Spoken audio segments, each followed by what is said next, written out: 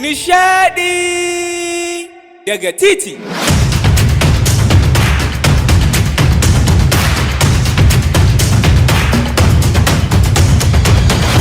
Autan BBC Online TV. Assalamu alaikum malam, barka da waraka. Yawa alaikum assalam, barka. Ya kake? Alhamdulillah. Dan Allah idan ba za ka damu ba, da Allah zan yi maka wata tambaya. Ba damuwa ina ji. Dan Allah menene sunan TV da Hausa? Menene sunan TV da Hausa? TV. Malam ya naji kai shiru. Mana ai dole na jin ce sunan TV da Hausa, sunan TV mana. To kai ma ai har yanzu da Hausa aka ce ba da Turanci ba. Tana da wani sunan ne bayan wannan TV? Akwai wani suna mana. Gaskiya to ni dai ban san sa ba. Subhanallahi sannu.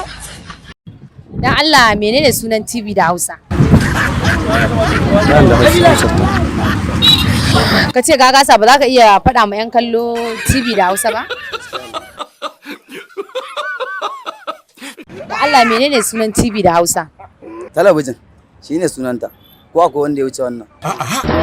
Okay, to kai ma iya abin da zaka iya faɗa kenan. Masha Allah, garanti ma kuwa. Okay, to babu damuwa, nagode da wannan tambayoyi da ne maka.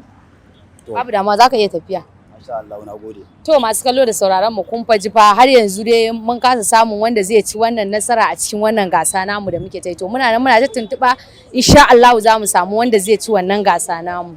Nagode. Assalamu alaikum malam, barka da wuta. Amin wa alaikum salam. Da ya kake? Dan Allah idan ba za ka damu ba, ina so da Allah zai yi maka wasu tambayoyi. Allah ya sa zan iya bada amsa. Dan Allah shin menene sunan TV da Hausa? TV talabishin. Subhanallahi sannu. Ya sunan da ka sani kenan, ba ta da wani suna sai wannan? Sani. To shikenan babu damuwa, nagode da wannan amsa tambayoyi da kai mun. Allah ya saka da alkhairi. Amma ina so da Allah ko a cikin abubuwan naku ku ɗaukaka kalmar la ilaha illallah a ciki. Sallallahu alaihi wasallam. Annabi Muhammad ne yanzu ma majalisi zan tafi ka ɗauke ni kuna mun wannan abu. To babu damuwa, mun gode.